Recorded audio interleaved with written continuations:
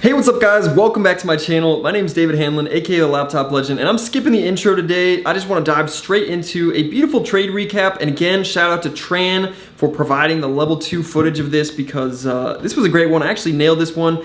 I did, I could have done better, so in hindsight, I'll talk about some of those things, but I still made, I think like 2,500 bucks in like 90 seconds, so pretty epic trade. I guess I'll show you guys right here on the, so you can see right here, we got, this is the Schwab change on the day, so I had some other plays, but this is just my shorting account. I was like 6K on the day, and you can see here are some of the orders. I'm shorting and then I'm covering a little bit. So that's just an example of some of these. You guys can see that I'm not making this stuff up. So now that we're back here, I just want to talk about the play a little bit more. So basically, what happened was.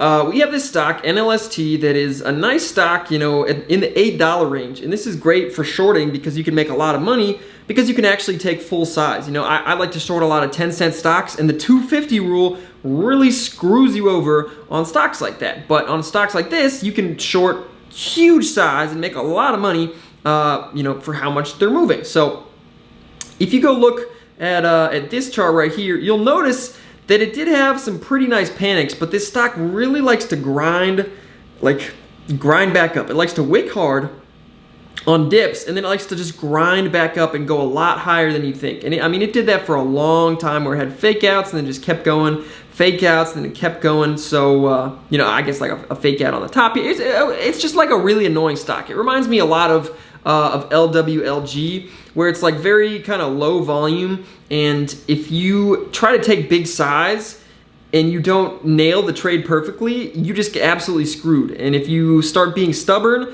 you get absolutely screwed. So this is just one of those tickers where like I've already had a bad experience with getting horrible fills, horrible pending cancels, stuff like that. So I'm already a little weary of it. But what happened today was, I can go back to the ticker here, NLST. Basically, they had a conference call today, and one of the chat rooms I'm in, some dude said that the ask was getting really heavy, and there were some big sellers coming on the ask. The ask just felt really heavy, and I've seen an example before, and that was very I don't know what the word is. It's salient. I don't know if that's the word. Yeah, it was like sticking out in my memory, and because of that, I knew that this would probably be a really good short and could see a really nice panic. And because of that, I actually took some fairly decent size, and that's how I was able to make as much as I did, 2,500 bucks in just a couple minutes.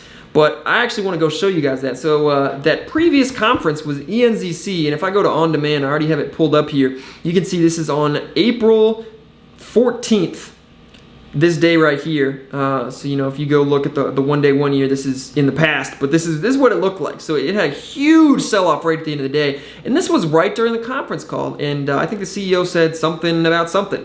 Now, I don't really care what the CEO of NLST was saying, but all I know is that if there's a lot of big sellers during a conference call, there is a really nice potential for a panic, and this is just a setup that I love, and I made money on this one shorting it, and I figured, there's a decent chance that if there's big sellers on NLST, it's going to do something pretty similar.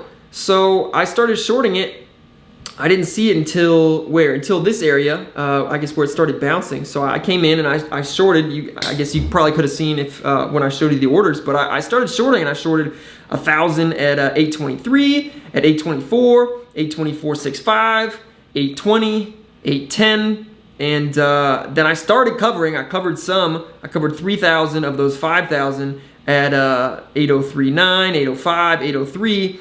But then it becomes very clear that it's about to panic under 8. And so I reshort. I reshort another 1,000, gets me back up to 3,000 short. I was at 5,000, covered 3. That gets me to 2. Resorted 1,000, gets me back up to 3. I tried to short another 1,000 on the break of 8. Right here, but I couldn't get filled. And part of the reason why I actually covered here was because there's so many times on this stock where it dumps like this, and then it'll immediately bounce back up to like 1820s, and then we'll just grind higher and break new high day and see a big spike. So I did not want to have that happen and give back, I don't even know, I forget how much it was. I mean that was pretty decent profits, man. That was already I think that was already close to 1,000 profit or something like that. So I did not want to have that happen, And because of that, you know, I started covering there. And that was, I guess, my mistake in this case. But, you know, when you have a history with a ticker and it's horrible executions and it can bounce back immediately, it's smart to lock in some gains into weakness because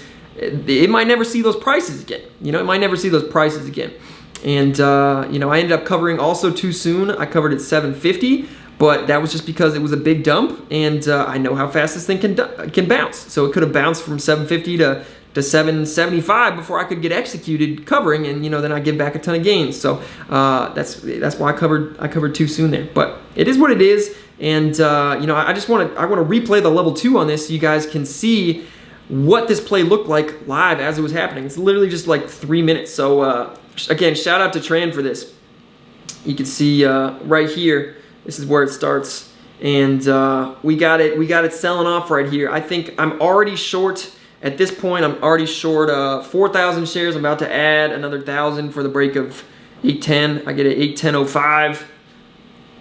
It'll probably say be a white print of 1,000 with 810 because I don't think Fidelity shows the 05. So if we see that, it may happen in a second here. But again, just be watching this level 2, guys. You can see, like, right now, I guess it looks like there's a lot, you know. There was like 5 market makers on the bid, but they're all getting whacked. And then it's just gone.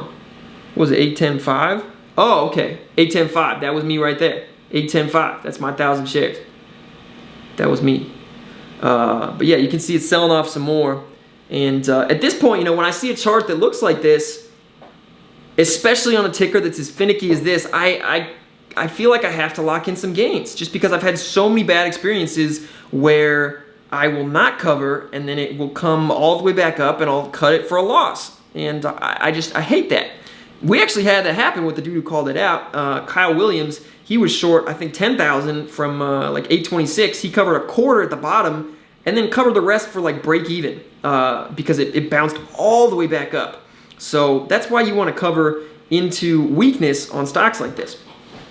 But you can see, I think I covered some here, but it immediately becomes obvious, you know. So I mean, at this point, you can see this level 2 looks still fairly strong.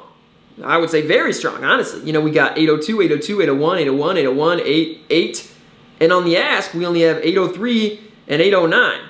Those can instantly be taken out. So I mean, this thing could already be bounced into 810. I've seen it take out 810, 811 before you can get filled. So now you're filling at 819, and that's already a huge bounce, and that gives back pretty much all the gains on the ticker. So that's probably why I was covering in this area. Now that I think about it, that's why I was covering in this area.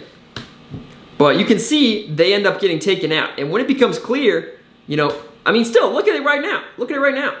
I mean, we got a lot of people on the bid. So at this point, you know, I'm still waiting, and that's part of it. But I do have an order ready, and now, you know, at this point, it's very clear. The ask is stacking, the bid is getting whacked, and this is where I re-add. And I only get 1,000 extra shares. I only get 1,000 extra shares. So I'm not sure which one was me. That was probably me right there, 1,000. And then, you know, it cracks down. So let's review that just one more time. Again, let's review that one more. Here, let's go back here. I'll just let it play without pausing it. And again, this price action is super important to learn, guys. It's super important to learn because, I mean, where else can you make 2,500 bucks in 90 seconds, man? I mean, learning to read this, learning to anticipate these plays can pay really well. So that's why I'm making this video for you guys. So again, I'm watching this level 2 here. There are some green prints coming in, and that's why it's sketching me out. I think that's part of why I started covering here, because I didn't want it to bounce. Didn't want to get screwed. You never know how far something's going to panic.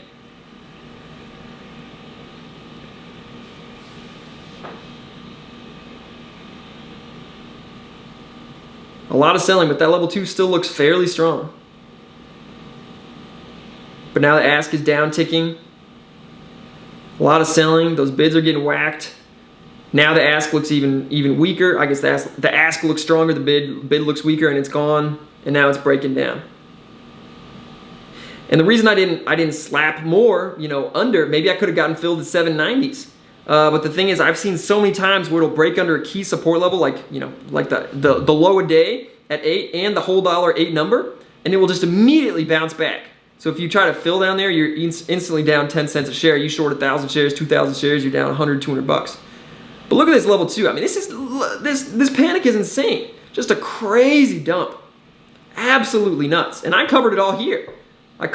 You see there was a bid at 750, and I wasn't sure if it was going to bounce. It still looks very weak, but this ticker, I have a bad experience with it. So, you know, in hindsight, it didn't really look like it was going to bounce there. In hindsight, it really didn't look like it was going to bounce there. And now the bid is stacking, and that's a pretty good sign that it's going to bounce here. So I actually long some. I bought 500 shares at 738. I'm not sure where I am on that. We're on that time in sales. But I bought 500 shares at 738, and I ended up selling them at 758. So I made 100 bucks on the bounce, 2,500 on the short. Pretty lame. But you know, it gets a little choppy from there, and then it does end up bouncing a little bit higher. You know, once the buying actually comes back in. So that's kind of what the turn looked like. But you guys can see, I mean, that literally dumped 50 cents a share like it was nothing. I guess that's the end of the recording. I want to go over that one more time. I mean, right as it's breaking this 8 mark. I mean, it's wow. Pretty crazy. Pretty crazy. Aggressive sellers. Once it breaks 8, man, it is just a huge crack. Huge crack. And again, you can see these aggressive level 2s. Market makers, man.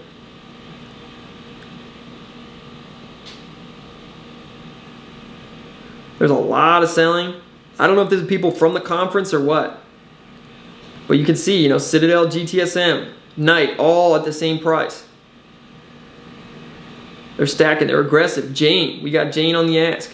I mean, this thing just dumps so fast. I guess there were 4 750 bidders, so that's probably part of why I covered all of it here.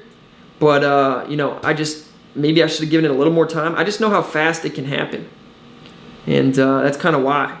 I want to replay that one more time to think about why, in hindsight, I covered there.